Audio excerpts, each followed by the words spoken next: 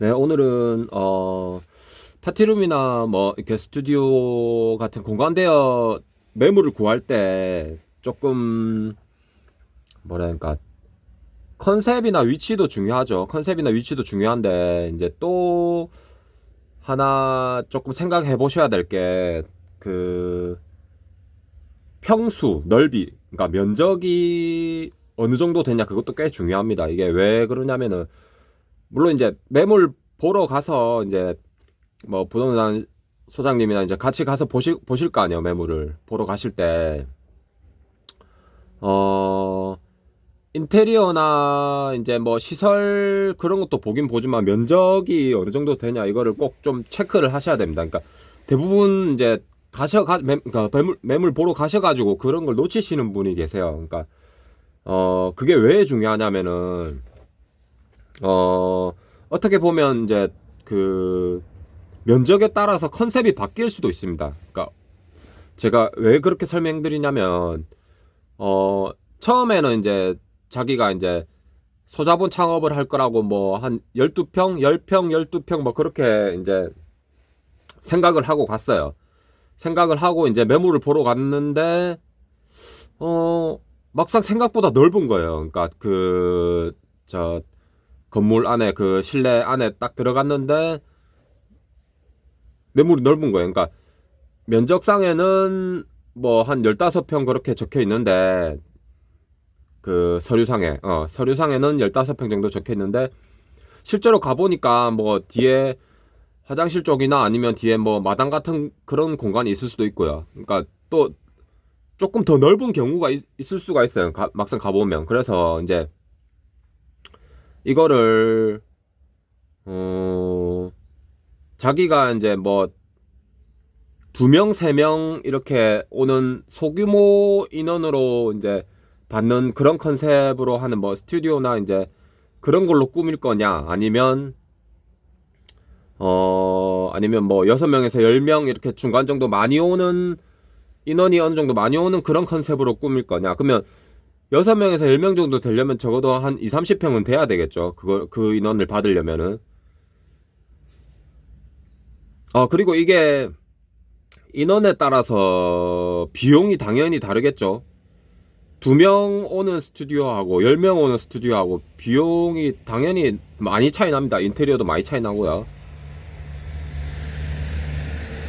예를 들어서 뭐 2명 오는 스튜디오가 뭐 10만원 받는다 치면은 10명 오는 스튜디오는 뭐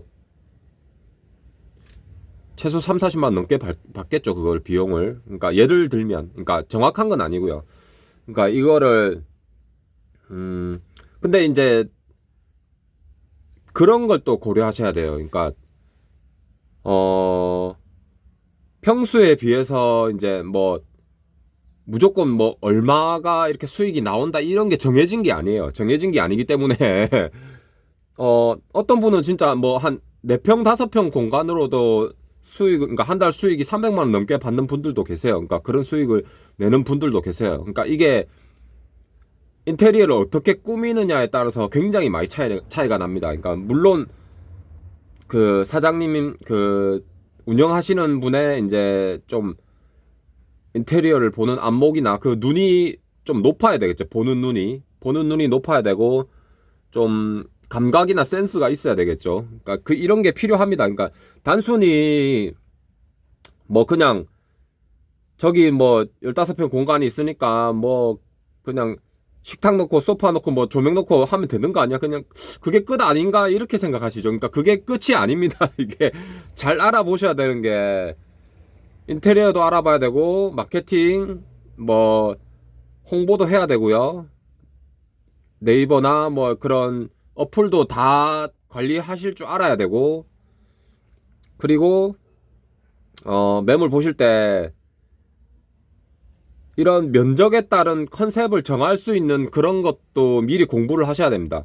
내가 뭐 이렇게 예를 들어서 뭐 진짜 막 아기자기한 그러니까 여성분들이 좋아하는 아기자기한 그런 컨셉으로 갈지 아니면 막 진짜 막 풍선 달아놓고 막 블링블링한 그런 파티룸으로 갈지 이런 컨셉 자체를 미리 조금 정하셔야 돼요. 컨셉을 미리 조금 정해놓고 몇 가지 정해놓고 생각하고 그래 생각하고 이제 매물을 보러 가셔야 돼요. 그러니까 아무 뭐 이 백지 상태에서 매물 보러 가면 안 되겠죠.